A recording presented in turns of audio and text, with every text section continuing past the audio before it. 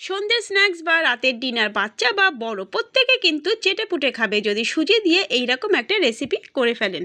বেশি কিছু উপকরণ লাগবে না। 3টে আলু নিয়েছি আমি, একদম গ্রেট করে ভালো করে ধুয়ে নিয়েছি। আর নিয়েছি 250 মতো সুজি, আধ ঘন্টার মতো ভিজিয়ে রেখেছিলাম যাতে ফুলে ওঠে আর একদম নরম হয়ে যায়। এরপরে ওই সুজির মধ্যেই আমি যে গ্রেট করে রাখা আলুটা সেটা দিয়েছি আর কিছুটা সবজি দিয়েছি। সবজির মধ্যে ছিল বিনস, গাজর আর দিয়েছি কিছুটা ক্যাপসিকাম। তার সাথে দিয়ে দিয়েছি ধনেপাতা আর কিছুটা চিলি ফ্লেক্স।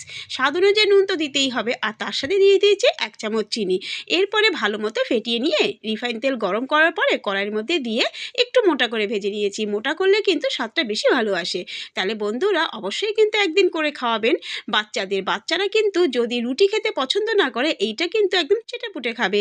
মাঝে মধ্যে কিন্তু এইরকম একটু খাবার আমাদের প্রত্যেকেরই ভালোবাসে। তাহলে বন্ধুরা রেসিপিটা কেমন লাগলো অবশ্যই কিন্তু কমেন্ট করে জানাবেন। আর যদি ভালো লাগে অবশ্যই একটা লাইক দেবেন আর চ্যানেলটি অবশ্যই সাবস্ক্রাইব করবেন। তাহলে আজ